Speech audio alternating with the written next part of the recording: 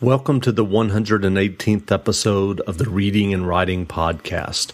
I'm your host, Jeff Rutherford. Stay tuned for my interview with Jon Steele, author of the thriller novel Angel City. Stay tuned for the interview. Welcome back to the Reading and Writing Podcast. My guest today is Jon Steele, author of the Angelus Trilogy. The second book of the trilogy, Angel City, has just been published. Jon, welcome to the podcast. Thanks for asking me.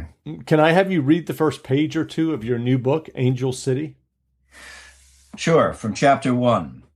Radio Intercept, Paris, September 9th, 2013, 1930 hours.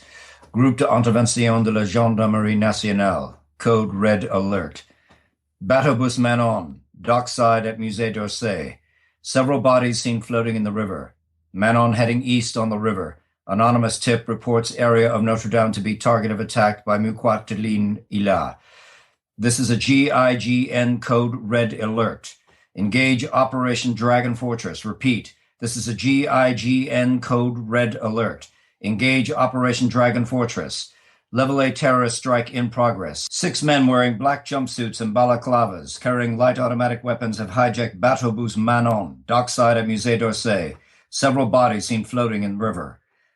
Harper's mobile reconnected to operations control in Bern. Did you copy that transmission, Mr. Harper? The enemy tipped off the police.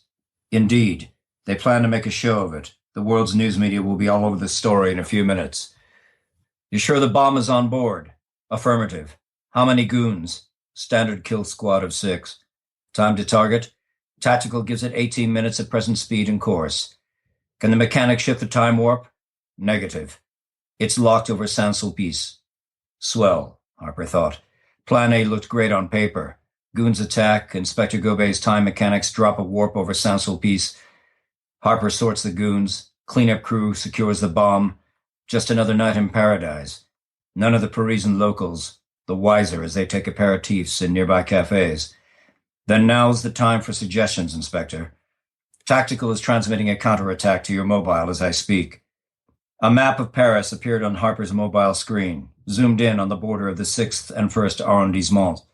2 dots appeared marking Pont Alexandre III and Notre Dame.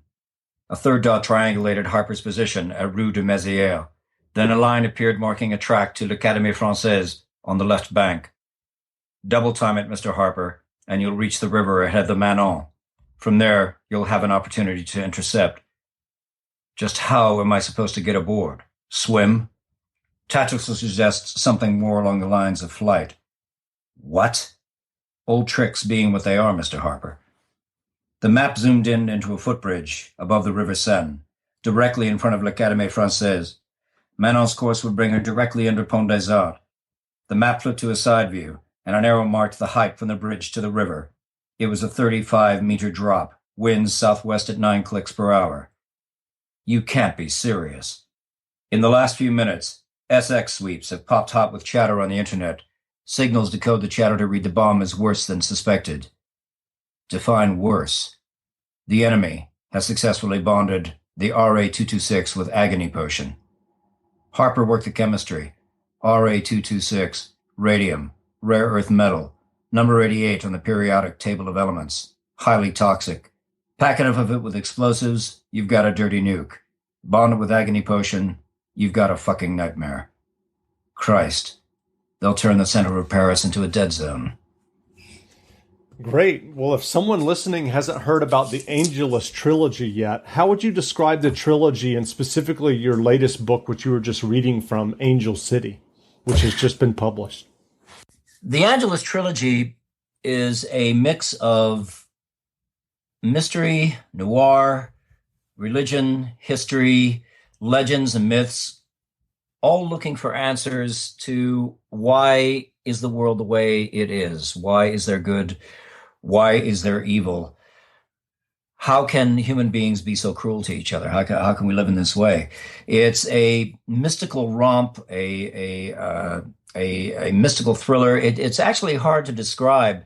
I remember my publisher David Rosenthal from Blue Rider Press saying to me, our biggest problem I love this book, and our biggest problem is going to be how do we describe it? I mean, it covers so many areas of broad spectrum of human history, the development of creation mythology, plugging into events in history and science, culture, to sort of bring everything together to try and understand this little corner of the planet that I operate in, which is based around Switzerland, that I call all that's left of paradise. There are creatures out there, creatures we call angels, fighting to save all that's left of paradise. And the question is, are they going to win or are they going to lose? Interesting. Well, I know that you have a background as a journalist where you've covered many wars in foreign countries. What led you to writing the Angelus Trilogy? Did you always know when you were working as a journalist that you also wanted to write novels, or was there kind of a pivotal moment? I actually wrote one book while I was still a journalist called War Junkie, which was a nonfiction memoir on one year in the life of a frontline cameraman, which is what I was. And I worked in some pretty rough spots, Rwanda and Goma and Sarajevo and Chechnya and the Middle East.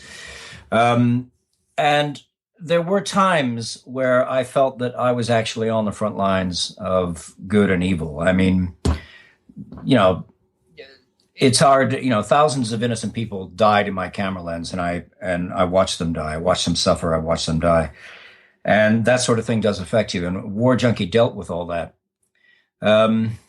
It wasn't until I got through book 2 of the trilogy, Angel City, that I realized I was still dealing with the same issues. I was trying to explain, why is the world the way it is? Why is the world the way I saw it when I was working in a cameraman? Why do innocent people suffer and die? I mean, in our religious traditions, there was a battle between good and evil. When the Creator, whichever name you want to call him by, created the world, and there was a battle between good angels and bad angels. And we are taught that the good angels won. Well, if that's the case, why is the world still the way it is? Why is there so much suffering, and why is there so much slaughter of the innocents, in this day and age? So I'm still addressing those themes. I think I'm trying to explain, how the world can be like this, and there is no logical explanation for it, as far as I can see. So I'm creating my own series of legends and myths in the Angelus Trilogy to try and explain it to myself. And have you in effect retired at this point from frontline journalism and a cameraman, or is that something that you plan to return to? No. Well, one, I'm 62 years old, and it's you become as a cameraman, you have equipment to worry about. In those situations, you're wearing a flak jacket, which is quite heavy, and a helmet. And, I am slowing down a bit at this stage of my life. I actually was in Baghdad I lived in Baghdad after being there 26 times in and out over the years. And in 2003, I lived there for 5 months leading up to the war. And on the day the war started, I just decided I didn't want any part of it. And I quit. I thought we had failed as journalists, that this war was even happening. And I just didn't want any part of it. So I drove out of Baghdad as bombs began falling on the border of Jordan and Iraq. And I moved to the south of France, lived in a small village of winemakers where I didn't have a radio or a telephone or television or read newspapers for a long time. And I just started thinking about what kind of story I wanted to write or where I wanted to go. And I did go back. Sorry, to answer your question, I didn't want anything to do with TV news. I was just horrified by the whole thing. That this war in Iraq had, become such a tragedy. But in 2007, I started reading about it and discovered that more American soldiers were dying from suicide than being killed in the field of battle. And that caused me to go back to Iraq in 2008. to live with a combat unit way out in the middle of nowhere for 3 months, recording, just living with them like a fly on the wall and filming everything they were doing and doing a series of confessional-like interviews where they talked about their feelings and emotions. And that came out as a 4-part series called Baker Boys, Inside the Surge. And that was it. I knew that was my goodbye to, that work. Mainly because, as I said, these were 19 and 20-year-old kids, and I was in good shape at the time. And the captain had said, if you fall behind, we will leave you. Yeah. And I said, yes, sir, thank you, sir. So I kept up, but I'm done with it. I find everything I want to do to talk about feelings and emotions and the state of the world in writing my books. And you said that, in effect, you were writing these books to kind of explain to yourself about the way the world works. Do you feel like you've reached any kind of explanation for yourself, or is it all just a part of the process of writing these novels? Well, you see, the bottom line is we can't know. We really can't know how the universe works. I mean, the more we learn about the universe, the more questions there are. What fascinates me about legends, myths, and religions, and especially creation mythology, through all the different religions and cultures of the world, in a way, they're all saying the same thing. That, to me, is fascinating. As if there is one truth that is we do know about as a species. Now, of course, that's a bit of a fantasy thinking about, the universe in those ways. But growing up as I did as a Catholic, when, the Mass was in Latin and, we took all those things very seriously. I was affected by, these ideas and, these myths and these legends and, the articles of faith, and finding out that they were drawn from other religions and other religions drew them from other religions going back and back and back, was one thing. Finding out that an Indian tribe in the Pacific Northwest had the same sort of creation mythology as people in the Middle East, or coming out of Persia or Iran or Iraq or wherever. It was just unbelievable. It was a remarkable subject to me that there was this one connection somehow. So I don't think you can know the truth, but you can, as I said, you can make up your own legends and myths that comfort you looking at the universe and the world and our place in it. Interesting. So along the way, when you were doing journalism and covering these wars, were you reading fiction? Were there books or authors that kind of inspired you along the way to turn your own hand to fiction? Well, I was always a fan of Raymond Chandler, Graham Greene. I love Yves Lenoir, P.G. Wodehouse for his dialogue. I was always a big fan of James Ellroy when I was turned on to him. I read all the classics, Mark Twain and Jack London and Hemingway and all that. So, yeah, but I never thought I could actually do it. I started writing fiction because, well, I needed something to do. I didn't have a job, and but I as a kid, I always kept notebooks and I kept diaries and things like that. So yeah, I guess I had all the makings of it. I mean, my thing as a kid growing up was I was dyslexic as a kid and had ADD, but I was raised in an era when these sorts of things were we were just coming to understand those. So I was just considered in school as someone pretty slow and who had to, a tendency to sort of gaze off in a daze out the window and not pay attention, that sort of thing. So no, I was a terrible student. I probably, was the only straight D- student at, Central High School in Great Falls, Montana that, got out the door with a diploma. But writing just became something that I wanted to do. When you read a book, when you read one of Graham Greene's books or you read one of Jack London's books or something like that, you there was always a part of me that said, gosh, I'd really like to try this, but I don't really have anything to say.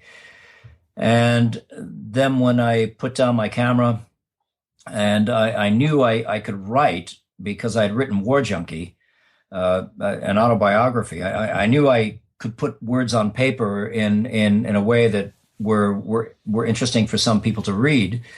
But fiction was just, when I started it, I was terrified. I didn't know if I could pull it off. And I'm just glad that there are people out there reading the books and, have a feeling that, well, I guess, I did pull it off. Sure. And what was your path to publication? I mean, did you already have connections given, a War Junkie? Yeah, I did. I mean, my path to publication actually is a lot funnier starting before War Junkie, because I was always writing on my computer in airports or on pieces of paper. And, it was kind of a joke in the company I worked for, because I was traveling all over the world and people would say, oh, Jon Steele's writing a book. Isn't that funny? I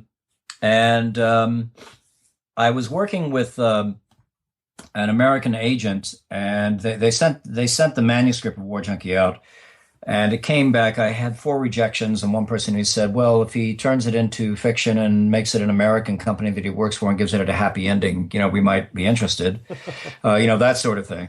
And the other one I can't even remember. All I remember is I was so outraged that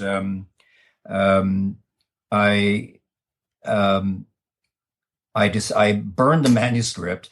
I destroyed the floppy disks that had the copy on it, and I smashed my computer to bits.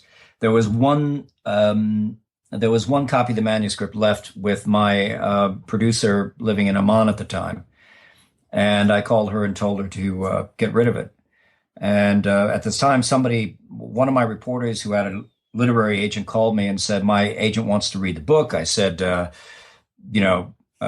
fuck off, because I can't be. Can I say fuck off? Sorry. Yes. Oh, sorry. Anyways, told me to forget. I said forget it. I wrote it for myself. I don't care. Blah blah blah.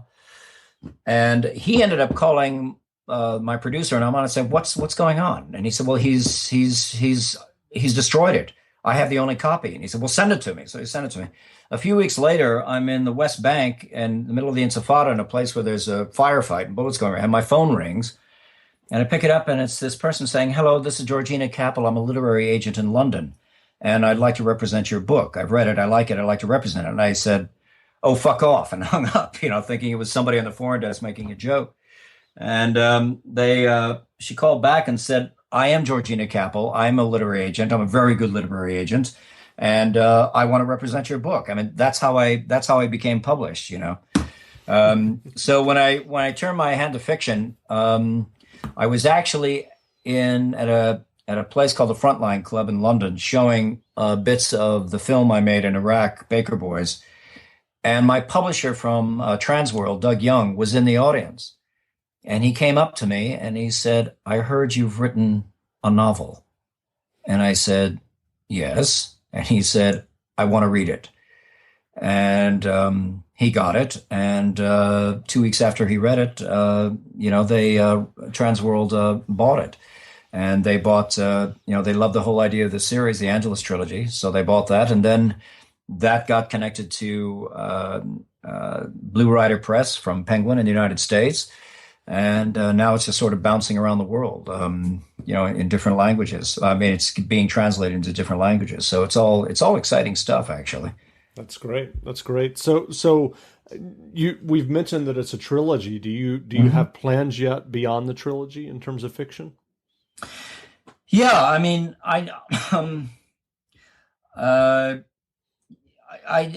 in fiction, I'm going to stay with fiction, I think. I do have. I promise people, and I've promised readers everywhere I go, there is going to be no 4th book, and I will make sure in the writing of the 3rd book, there is no 4th book. This is finished. It's done. There's not even going to be a hint of a 4th book. So that's why we call it a trilogy. But the next book I'm going to do is that I've been thinking about and working on for years, is called Banana Republic, and it's about a mid-level drug dealer in the 80s who, after a deal goes bad in Miami, he ends up in Panama City in the final days of the Noriega regime. And, as a journalist, I was down there during that time. And I just thought this really is a banana republic, and there's a great story to be done here. So it's actually kind of funny. I mean, I'm really jazzed to, finish The Way of Sorrows, which is the title of book 3 in the Angelus Trilogy. And part of me that wants me to get through it so much is so I can get to this next story. I really want to get to something new. So it's all kind of exciting and manic at the same time. That's great. Well, if people are interested and want to learn more about the Angelus Trilogy, how can they find you online? You can find me on Facebook on Jon Steele author. There's a page there that is a lot about me, where I keep putting up photographs. I just did a book tour in the United States, and I sort of did a photo blog of the whole thing. It was great fun. Things keep up to date there. There's also just the website, johnsteele-author.com, that gets updated all the time. There's a 10-minute film there that we shot in Paris that sort of is a preview of what's coming in Angel City. And it's rather nice because you get to wander around Paris, and that's always exciting. But those are the two places. I'm also on Twitter at Before Times, where I'll sort of drop hints about what's happening every once in a while. Great. Well, again, we've been speaking with Jon Steele, author of the Angelus Trilogy. Angel City, the second book in the trilogy, has just been published and is available in bookstores now. So grab a copy. Jon, thanks for doing this interview. Thank you very, very much. It was a real pleasure.